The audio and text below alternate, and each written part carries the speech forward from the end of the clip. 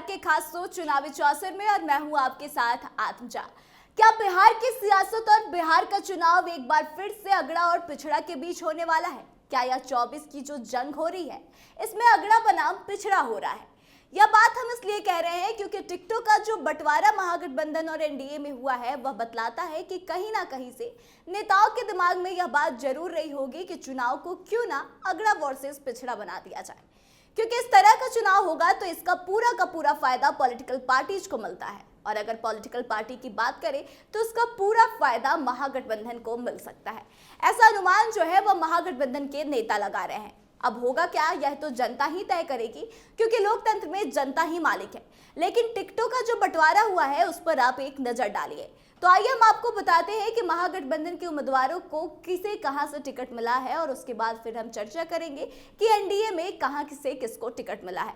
तो महागठबंधन की बात करें तो 40 में से मात्र 3 सवर्णों को ही लोकसभा की टिकट दी गई है, जिसमें कि राजद की तरफ से एक राजपूत और एक भूमिहार और कांग्रेस की तरफ से एक भूमिहार को टिकट मिला है। बता दें कि राजद की तरफ से सुधाकर सिंह को बक्सर से चुनावी मैदान में उतारा गया है, जो कि राजपूत समाज से आते हैं। वहीं मुन्ना शुक्ला को वैशाली से टिकट दिया गया है, जो कि भूमिहार समाज से हैं, और अजित शर्मा भागलपुर से चुनाव लड़ रहे हैं, जो कि भूमिहार जाति के ही हैं। हालांकि अभी भी महागठबंधन में कुछ ऐसी सीटें हैं जहां से प्रत्याशियों के नाम का ऐलान नहीं किया गया है, लेकिन ऐसा लगता नहीं है कि बचे हुए सीटों में महाराजगंज के अलावा और कोई सीट से सवर्ण को टिकट मिलेगा।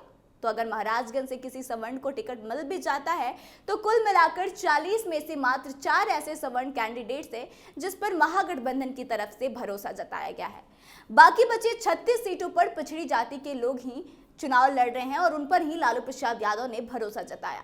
वहीं अब एनडीए की बात करें तो भाजपा की तरफ से 17 में से 10 सवर्णों को टिकट दिया गया है, जिसमें सबसे ज्यादा राजपूत हैं, जिसमें पूर्वी चंपारण से राधा मोहन सिंह, महाराजगंज से जनार्दन सिंह सिग्रीवाल, सारण से राजीव प्रताप रूढ़ी, आरा से आरके सिंह, औरंगाबाद से सुशील कुमार सिंह है। वहीं भूमिहारों की बात करें तो नवादा से विवेक ठाकुर, बेगूसराय से गिरिराज सिंह और ब्राह्मण समाज से मिथिलेश तिवारी को बक्सर से, दरभंगा से गोपाल जी ठाकुर और लाला जाति से आने वाले रविशंकर प्रसाद को पटना साहिब से टिकट मिला है। वहीं जदयू ने 16 में से 3 सवर्णों को टिकट दिया है, जिसमें कि लवली आनंद को शिवहर से, जो कि राजपूत समाज से आती हैं, देवेश चंद ठाकुर को सीतामढ़ी से, जो ब्राह्मण जाति से आते हैं, वहीं ललन सिंह जो कि भूमिहार जाति से आते हैं, उन्हें मुंगेर से टिकट मिला। तो कुल मिलाकर एनडीए की तरफ से 40 में से 13 सवर्ण को टिकट दिया गया है। ऐसे में जिस तरह दोनों गठबंधन में सीटों का बंटवारा हुआ है उसके बाद यह कहना गलत नहीं होगा कि 2024 की लड़ाई बिहार में अगड़ा वर्सेस पिछड़ा की होने वाली है। और सीटों का बंटवारा जो हुआ उसको देखकर यह लगता है कि शायद लालू प्रसाद यादव 90 के दशक की लड़ाई को फिर से लड़ना चाहते हैं और उसी समीकरण को देखते हुए जीत भी हासिल करना चाहते हैं। गठबंधन के लोगों का मानना है कि जो समीकरण लालू प्रसाद यादव ने बनाया है उससे काफी ज्यादा महागठबंधन को फायदा पहुंचेगा, लेकिन वाकई में इससे कितना फायदा पहुंचेगा यह तो परिणाम बताएंगे। लेकिन आपको क्या लगता है कि क्या वाकई में यह लड़ाई अगड़ा वर्सेस पिछड़े की है या फिर बिना किसी समीकरण के सीटों का बंटवारा हुआ है? और अगर यह लड़ाई अगला वर्सेस पिछड़े की है तो इससे किसको ज्यादा फायदा पहुंचेगा? आप अपनी राय कमेंट करके जरूर बताएं।